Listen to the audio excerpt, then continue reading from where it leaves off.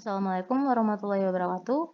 My name is Nita Safitri, and today I will explain the second language acquisition theory by Krashen. Who is Krashen?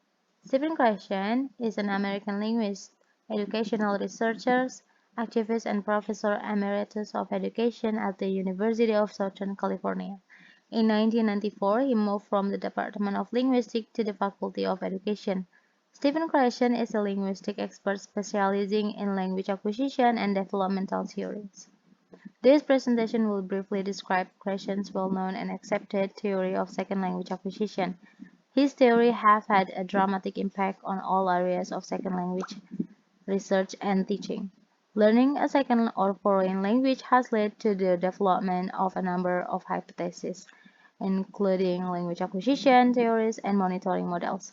It has been topic of much discussion in the world, with implication for how children are taught to use English as a medium of communication. This well-known hypothesis, first proposed by Krashen in the 1970s, is founded on five hypotheses: the acquisition learning hypothesis, the natural order hypothesis, the monitor hypothesis, the input hypothesis, and the effective filters hypothesis. The first is the acquisition learning hypothesis.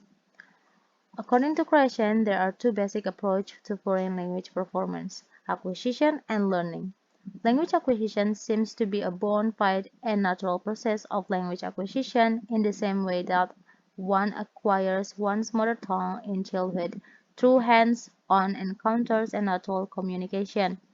Learning refers to the process by which an individual attempts to acquire a second language by acquiring syntax and vocabulary through a conscious process. The process of language acquisition he divides into 5 steps and begin with a period of silence, much like in the first year of early childhood. The second is natural order hypothesis. This hypothesis provides one possible order in which children acquire their native language. According to Krashen, the same predictable order applies when learning English as a second language. This practical order should be considered to avoid frustration for teacher and student who have to prepare themselves for the next step in the learning process. An example of this, the general need to become familiar with the simple past before learning the present simple and the past perfect or the present perfect. The next is the monitor hypothesis. The monitor hypothesis suggests that learners tend to monitor or self-correct their own language production based on learned language rules and principles. It seems to occur when certain conditions are met.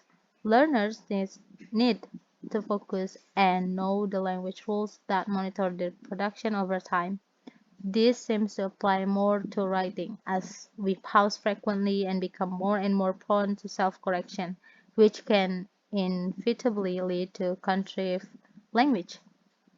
And the next is the input hypothesis, also called the comprehension hypothesis.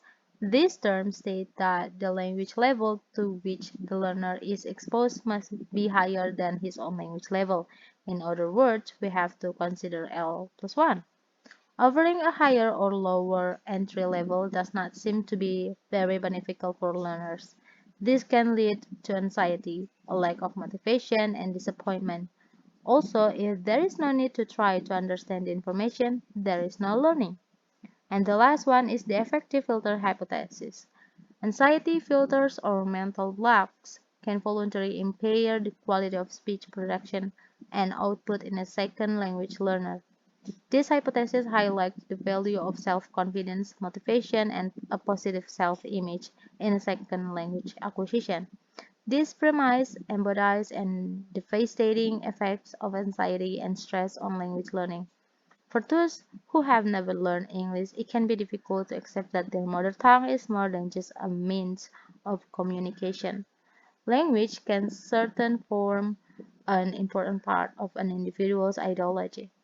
And of course, this emphasizes the importance of being the language learning process early in order to broaden horizons. I think that's all of my presentation today. I hope this can help anyone who watch this video. Thank you for your attention and wassalamualaikum warahmatullahi wabarakatuh.